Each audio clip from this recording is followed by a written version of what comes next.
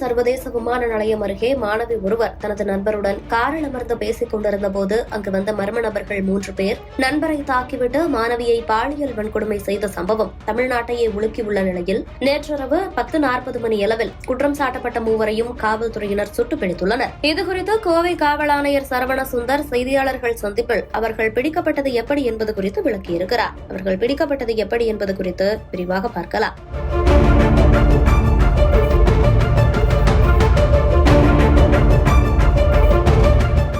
கோவை மாவட்டம் இருகூர் பகுதியில் வசித்து வருபவர்கள்தான் இவ்வழக்கில் குற்றம் சாட்டப்பட்டுள்ள நபர்களாக காவல்துறையினரால் சுட்டுப்பிடிக்கப்பட்டுள்ளனர். அதில் 2 உடன் பிறந்த சகோதரர்கள் எனவும் 3ஆமவர் அவர்களின் உறவினர் என்பதும் தெரியவந்துள்ளது.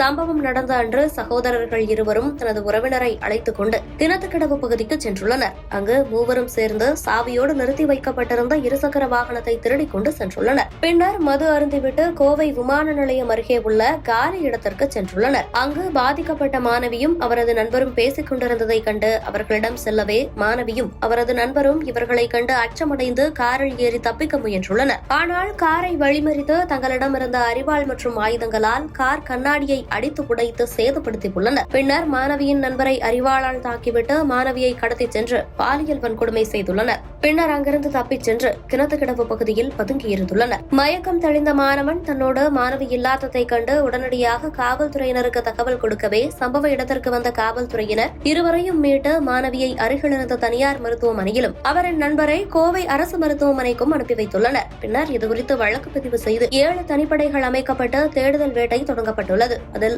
300க்கும் மேற்பட்ட சிசிடிவி காட்சிகள் ஆய்வு செய்யப்பட்டுள்ளன. 3 முக்கிய சிசிடிவி காட்சிகளின் அடிப்படையில் குற்றம் சாட்டப்பட்டுள்ள மூவரும் தான் சம்பவத்தில் ஈடுபட்டுள்ளனர் என்பதை உறுதி செய்த காவல்துறையினர் அவர்களை கைது செய்ய சென்றபோது அவர்கள் காவல்துறையினரை தாக்கிவிட்டு தப்ப முயன்றுள்ளனர். அப்போது மூவரையும் காவல்துறையினர் சுட்டுப்பிடித்துள்ளனர். ஏற்கனவே மூவருக்கும் குற்ற வழக்குகள் நிலுவையில் உள்ளதும் மூவரும் 20, 21 மற்றும் 30 வயதுடையவர்கள் என்பதும் சகோதரர்கள் 2 சிவகங்கை மாவட்டத்தைச் சேர்ந்தவர் என்பதும் உறவினர் மட்டும் மதுரை மாவட்டத்தைச் சேர்ந்தவர் என்பதும் கடந்த 15 ஆண்டுகளாக மூவரும் கோவையில் வசித்து வருவதும் தெரியவந்துள்ளது. 2 நபர்களுக்கு 2 கால்களில் குண்டு பாய்ந்துள்ளதாகவும் ஒருவருக்கு மட்டும் 1 காலில் மட்டுமே குண்டு பாய்ந்துள்ளதாகவும் தெரிவிக்கப்பட்டுள்ளது.